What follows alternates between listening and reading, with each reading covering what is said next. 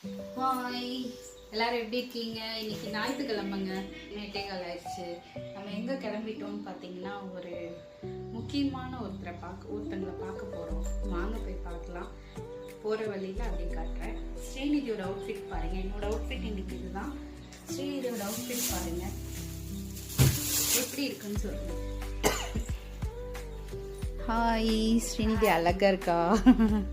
நல்லா இருக்குடாம்மா, சூப்பராக இருக்குது. கிளம்பலாமா?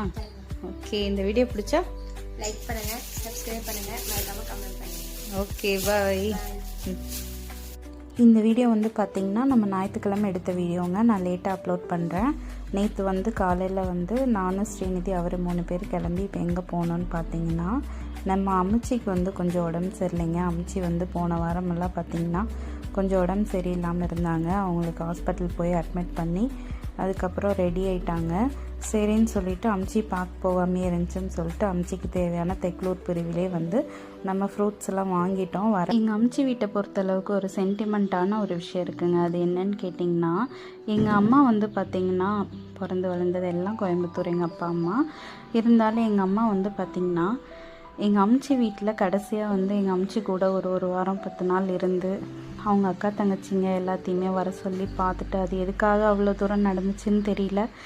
இருந்தாலும் எல்லாத்தையும் பார்த்து சந்தோஷப்பட்டுட்டு அம்மாவுக்கு தூக்கத்திலே உயிர் போயிடுச்சுங்க. அம்மாவுக்கு ரொம்ப கொடுப்பனதான் இருந்தாலும் பெரிய ஒரு இழப்புங்க அது. அம்ச்சி கையால் அம்மா ஒரு வாரம் இருந்து சாப்பிட்டு உயிர் போயிருக்குங்கிறது எவ்வளோ பெரிய விஷயம் தெரியுங்களா? எங்களால் இன்னுமே மறக்க முடியல அம்மாவை. சட்னி போட்டு குடிச்சேன். சூடா சட்டை போட்டோம். நம்ம அம்ச்சிட்டுக்கு வந்திருக்கோம். அப்புறம் பார்த்தீங்கன்னா நம்ம அம்ச்சி வீட்டில் சித்தி தான் இருந்தாங்க. சித்தி பார்த்தீங்கன்னா பேரனெல்லாம் விட்டுட்டு சித்தி இங்கே சமைச்சிட்டு அம்ச்சி பார்த்துட்டு இருக்காங்க. ரொம்பவே சந்தோஷமாக இருந்துச்சு. அப்புறம் அம்ச்சி வீட்டில் கொஞ்சம் முருங்கை தலையெல்லாம் இருந்துச்சு. சித்தியெல்லாம் பொறிச்சு கொடுத்தாங்க. கொண்டு போய் சமைச்சு சாப்பிடக்கூட எல்லாத்துக்கும்னு சொல்லி கொண்டு கொடுத்து விட்டாங்க. அப்புறம் ரொம்ப சந்தோஷமாக இருந்துச்சு. ஒரு அம்மா வீட்டுக்கு ஃபீல் இருந்துச்சுன்னு வைங்களேன். அப்புறம் வர வழியில் மீன்காரர் வந்தார். மீன்காரரை பார்த்துட்டு நம்ம வீட்டுக்கும் மத்தி மீன் வாங்கிட்டு அப்புறம் அம்ச்சிட்டையும் மத்தி மீன் வாங்கினாங்க. சரி எல்லாம் வாங்கிட்டு கிளம்பிட்டோம். மத்தி மீன் எடுத்துட்டோம். அம்ச்சிட்டு எல்லோரும் சேர்ந்து ஆசீர்வாதம் வாங்கிட்டு அங்கேருந்து கிளம்பிட்டோம். உட்காந்து அம்ச்சிக்கிட்ட நியாயம் பேசி அம்ச்சி சிரிச்சிட்டு இருந்தாங்க. அதையெல்லாம் சொல்லி சிரிச்சிட்டு இருந்தோம். சந்தோஷமாக இருந்துச்சு.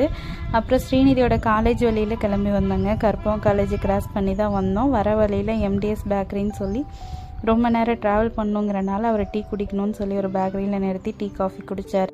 ஸ்ரீநிதிக்கு படிக்கணுங்கிறனால சீக்கிரம் கிளம்பி வந்துட்டோங்க. இந்த வீடியோ பிடிச்சா லைக் பண்ணுங்கள், சப்ஸ்கிரைப்